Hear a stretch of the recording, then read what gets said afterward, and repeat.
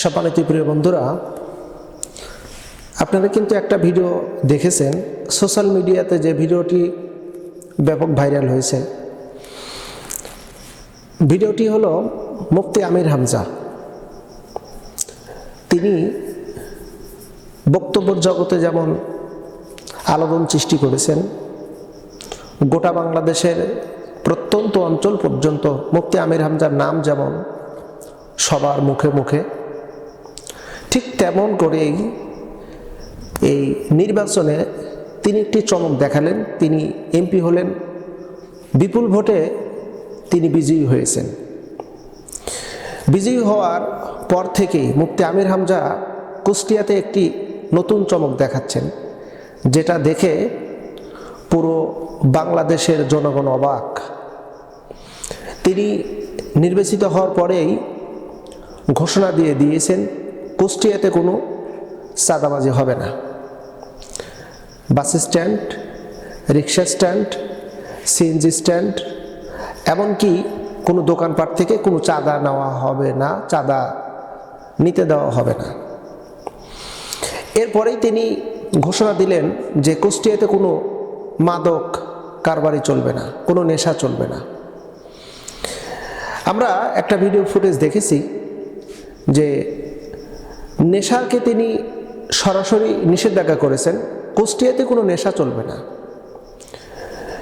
যেখানে কুষ্টিয়ার একটি নির্দিষ্ট একটা জায়গা, সেখানে নেশা বিক্রয় হচ্ছিল, এলাকার জনগণ সেই জায়গাটার তদারকি করে এবং হাতে নাতে প্রমাণ সহকারে যারা নেশা বিক্রয় করতেছিল তাদের উপরে এক পর্যায়ে পুরো এলাকাবাসী, পুরো জনগণ সবাই তাদেরকে আইনের হাতে তুলে দিবে, কিন্তু তুলে দেয়নি।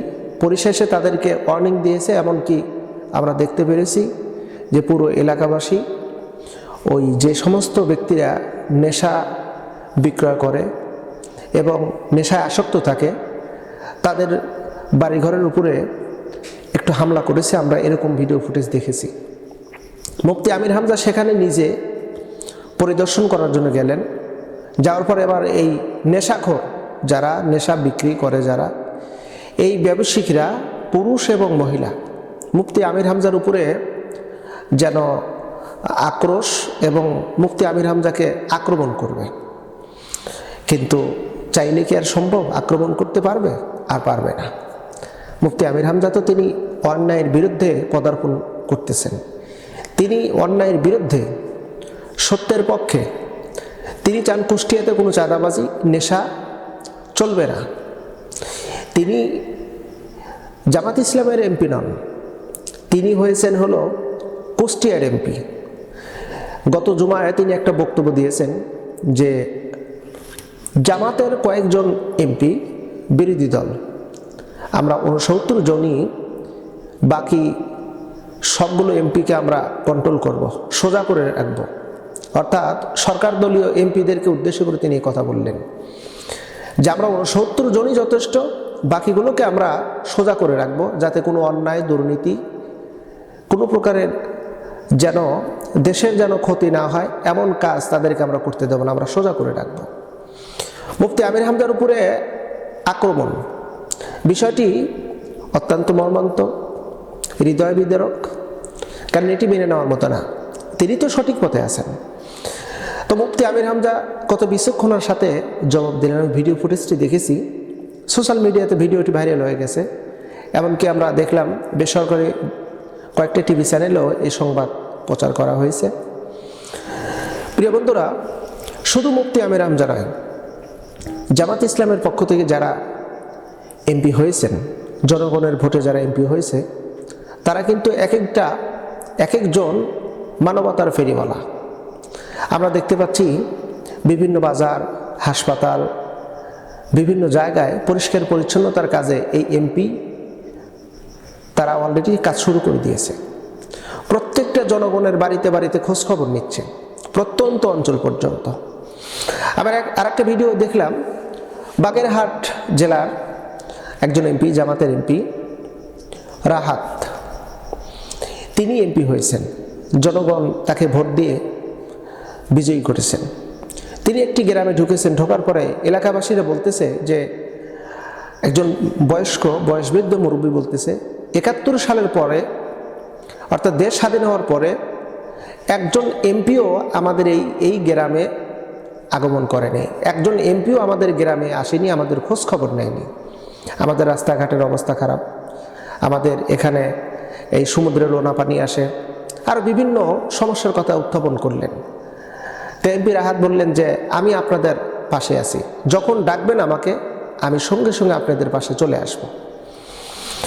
এরপরে সিরাজগঞ্জ উল্লাপাড়ার রফিকুল ইসলাম খান, মৌলানা রফিকুল ইসলাম খান, তিনি এমপি হয়েছেন। তিনি প্রত্যেকটা দোকানে দোকানে মনিটরিং করতেছেন এবং দোকানদারকে জিজ্ঞেস করতেছেন যে আপনার এই পণ্য, যে প্রোডাক্ট আপনি বিক্রয় করতেছেন, রমজান মাসে আসার পরে কি আপনি কি এই প্রোডাক্টের দাম বৃদ্ধি করেছেন, এটার দাম কেমন, মানে যাচাই বাছাই করতেছেন। শুধু তাই নয়, আমিরে জামাত ডাক্তার শফিকুর রহমান, তিনি সকালবেলা ঘুম থেকে উঠেই শুরু করেছেন শহরের বিভিন্ন জায়গায় পরিষ্কার পরিচ্ছন্নতার কাজে লিপ্ত হয়ে গেছেন। শুধু তিনি একা নন, তার দলের নেতাকর্মীরা সহ সবাই পরিষ্কার পরিচ্ছন্নতার কাজে লিপ্ত হয়ে আছেন। শুধু এইটা নয়, আবার আমরা দেখতে পেরেছি যে জামাতের অনেক এমপি যারা বিজয়ী হয়নি, কিন্তু তাদের কাজকর্মগুলো আমরা দেখতে পাচ্ছি।